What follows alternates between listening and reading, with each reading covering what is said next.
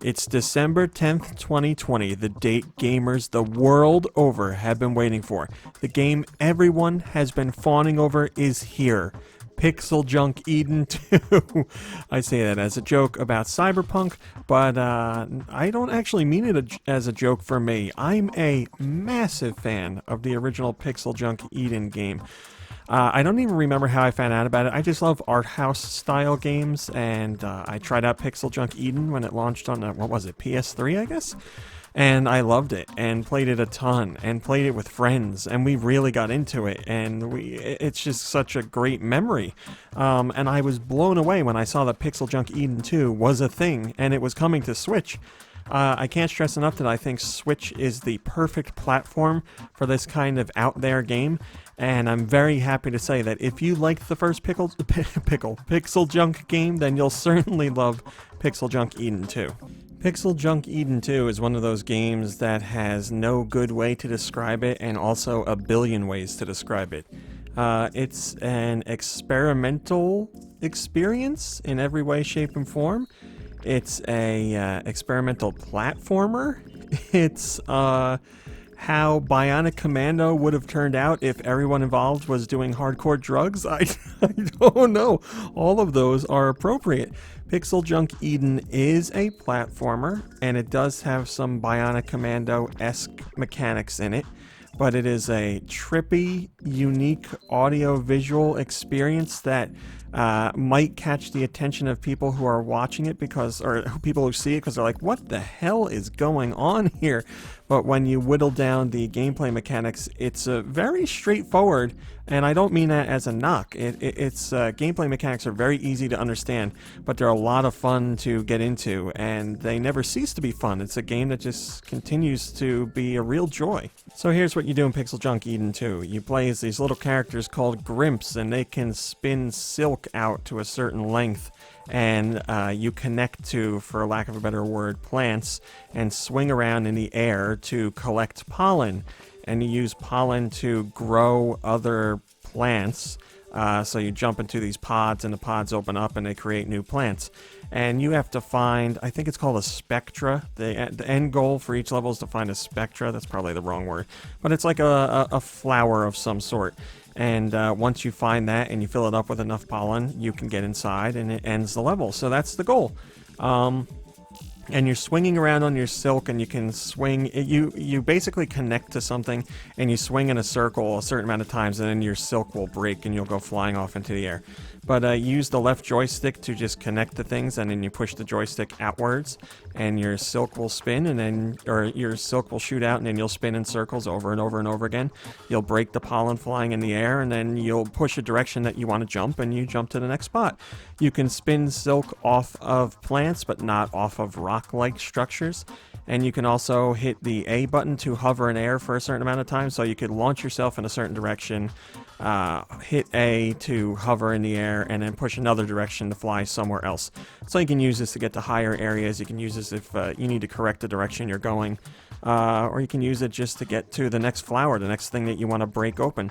So you have to find pollen to grow the flowers, to explore the levels, and you can see where the spectra is because it sends out like waves. And the waves will emanate from certain sides of the screen. So you'll be like, oh, it's upper right-hand corner from where I am, or bottom left-hand corner from where I am. And you just work your way there, and you try and find it. There is a time limit, but there's checkpoints that will refill your time limit. And time limit isn't really a problem usually.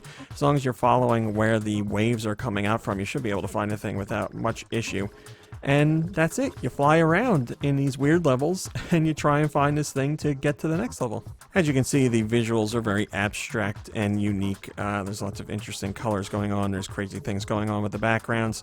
And most of it does not get in the way of your gameplay. There's one level in particular, or one style of level in particular, that is quite bright, and it makes it a little hard to see everything that's going on. But other than that, everything is okay. And then the game's audio, which is equally important to talk about. Just like the visuals are very experimental, the audio is very experimental.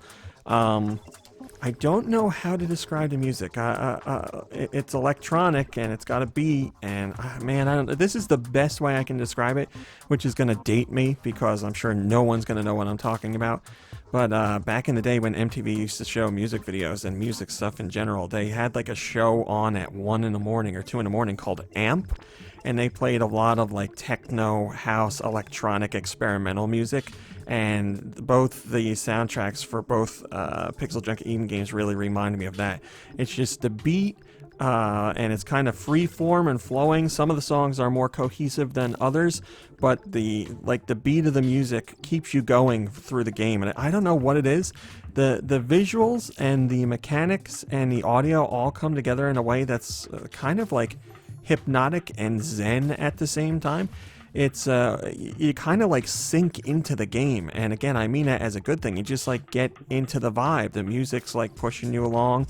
You're soaring through the air. You're exploring these weird landscapes. It's just, I don't know, such a trippy experience, and I really like it. It's just, I love the experimental nature of it mixed with the very tried and true simplistic gameplay mechanics. They just work so well together. As you play the game, you unlock new themes for stages, which give you new songs, and you get different grimps that have different characteristics. You also get, I don't remember what they're called, potions or something, that you can use in the beginning of a stage to give you some better chances of getting around a level easier. So you can do ones that will give you more time on your timer. You can use ones that will make the spectra shoot out the waves every 10 seconds, making it easier to find. There's ones that will give you a faster spin when you're spinning. There's ones that help you extend the length of your silk as you collect pollen, so the more you collect, the further out you'll swing. A whole bunch of different things. And you're going to have to try them to see what ones work for you, because some of them might make it harder to get around and other ones will make it really easy. So these potions are limited. You collect them as you make your way through the level and collect pollen and open up flowers and stuff like that. So you'll have to pick and choose what you want to use and when, but you'll probably find a collection of ones that you like more than all the others, and you'll get used to them. Like you'll find it hard to go around a level without your collection of enhancements that you have for your Grimp. And more often than not, you'll be able to get the ones that you want. You won't have to worry about it, really.